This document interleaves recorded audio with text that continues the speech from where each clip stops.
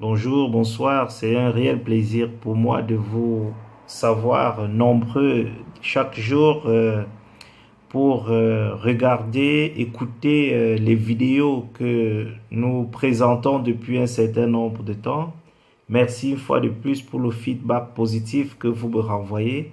Cela me donne beaucoup de joie de venir une fois de plus partager avec vous ces quelques réflexions sur un certain nombre d'aspects de notre vie séculaire, sur certains sujets qui nous préoccupent tous. Et le sujet qui nous préoccupe cette semaine est un sujet névralgique. Il s'agit bel et bien du succès. Y a-t-il quelqu'un qui ne rêve pas ou qui ne souhaite pas réussir dans quelque entreprise qu'il entreprend? Je ne pense pas. Seulement, entre le succès et l'échec, il y a des choses à faire pour ne pas basculer dans le deuxième pôle, à savoir l'échec. Et même si l'échec arrivait, nous devons le considérer tout simplement comme un marchepied qui nous prépare par rapport aux victoires futures. Le thème de cette vidéo est l'échec comme l'antichambre du succès, ou encore la persévérance comme antidote de l'échec. Autrement dit, lorsque nous sommes persévérants, nous finirons par atteindre le succès, même au moment où les autres ne vendraient pas cher notre peau. Alors, dans la vie, on a coutume de dire que chaque pièce a deux faces, à la face pile et la face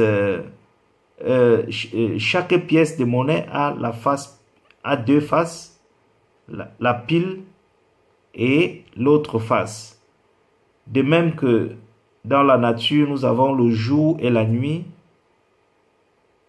Nous avons également la race blanche et la race noire.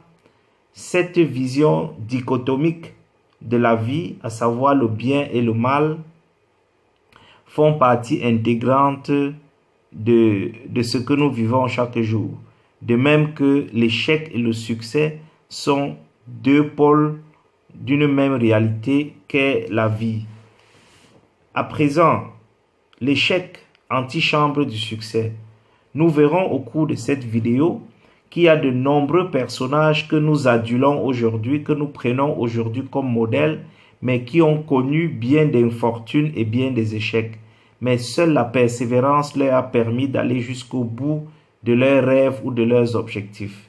Nous prenons en premier lieu Steven Spielberg, ce grand nom du cinéma américain.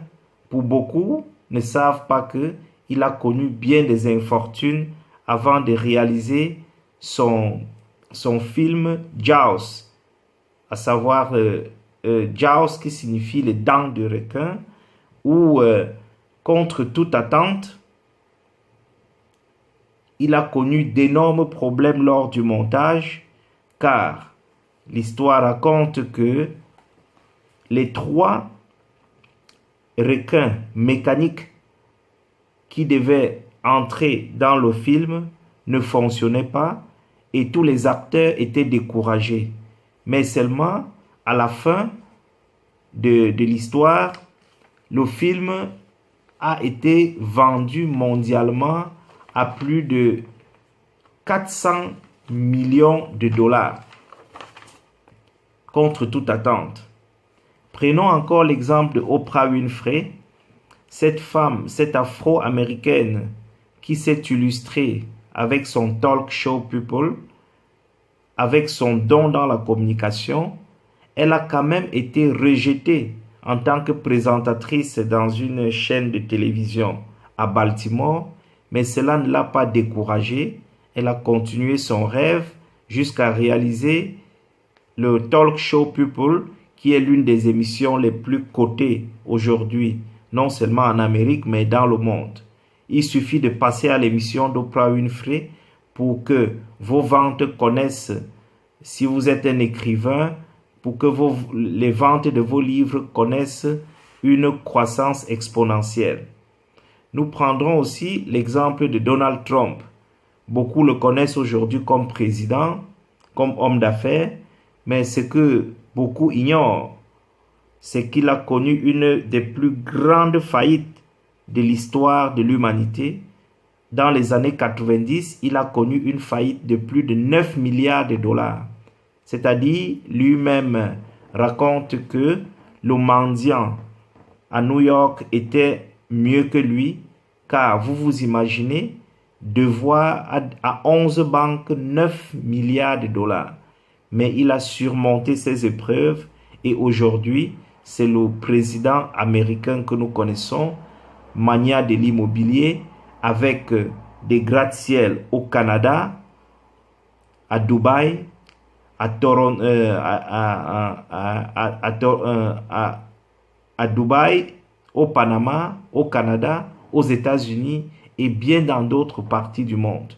Donc, les échecs ne doivent pas nous clouer au sol, mais nous devons nous relever, nous armer de force et de puissance pour continuer le combat et savoir qu'avant nous, beaucoup d'autres personnes ont connu autant d'échecs qu'on ne peut l'imaginer.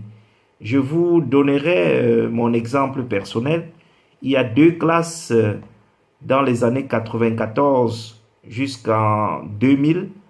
J'ai perdu 5 années de ma vie pour 2 classes. Pour ceux qui comprennent très bien le système francophone, j'ai passé quasiment 5 années entre la première et la terminale pour avoir mon baccalauréat. Mais si je m'étais découragé, aujourd'hui je ne serais pas le psychologue de formation qui vous parle, qui vous donne des conseils, qui essaye de vous accompagner dans un certain nombre de domaines de la vie où j'ai eu à glaner un certain nombre d'expériences. Donc, chers amis, chers internautes, quels qu'en soient les échecs que vous